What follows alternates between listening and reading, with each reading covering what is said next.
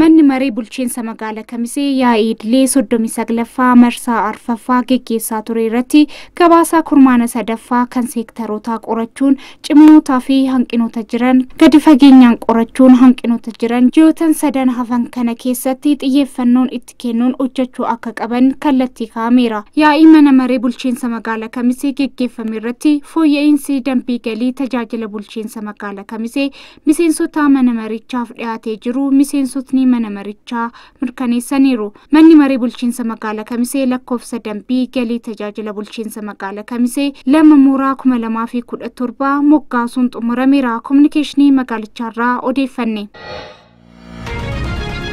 Bulchiinsa sablammii Oromootti waltajjiin marii tokkummaa fi obbolummaa waloo cimsuu aanaa Arxumaa Furseetti hawaasa ganda Fursee Murrii waliin taasifame. Marii kana irrattis geggeessitoonni siyaasaa aanaa fi gandoota akkasumas jaarsoliin biyyaa argamuun haala nageenya keessoo ganda isaanii fi gandoota ollaa isaanii ilaalchisee marii bilchaataa taasisaa oolaniiru. Marii kana irratti yaada kaa'aa tureen tokkummaan yaadaa fi gochaa nu barbaachisa, wal ijaaruu qabna, diinaa gargaar qolachuu irratti waliin tumsuu fi haala kamiiniyyuu mootummaa cinaa dhaabbachuun addeeffatamuu qaba jechuun waliigalteen marii isaanii golabaniiru. Kominikeeshinii aanicharraa odeeffanne.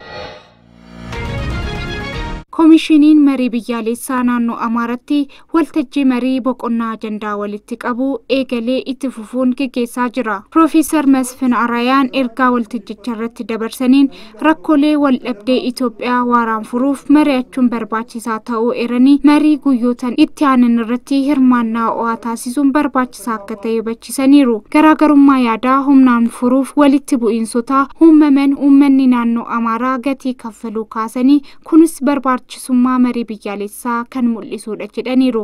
Waltajjii boqonnaawwan marii fuula duraatti geggeeffamaniif murteessaa ta'uu kaasaniiru. Humnoonni akka naannichaatti hidhannoon socho'anis gara mariitti akka dhufan waamicha dhiyeessaniiru.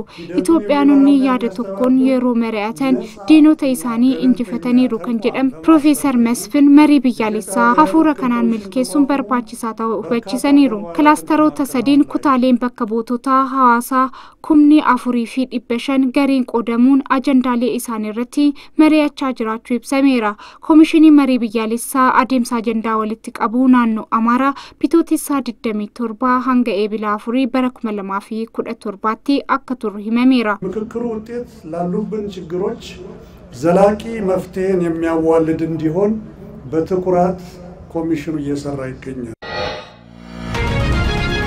Ministeerri hojii fi ogummaa Mufariyaat Kaamil, Ministeerri qonnaa Dr. Girmaa Amantee fi hooggantoonni hojii mootummaa federaalaa biroon magaalaa Kombolchaa galan. Hooggantoonni kunneen buufata xiyyaara Kombolchaa yommuu ga'an deetaa Ministeera qonnaa Dr. Mallas Makonninii fi sadarkaa itti aanaa bulchaatti qindeessaan kilaastera baadiyyaa fi itti gaafatamaan biiroo qonnaa naannoo Amaaraa Dr. Diras Haluu fi hooggantoonni biroon simannaa taasifameera. Hooggantoonni hojii mootummaa kunneen sagantaa fooyya'insaa sadarkaa ogeeyyii qonnaa gandaan ni jalqabsiisus jedhameera.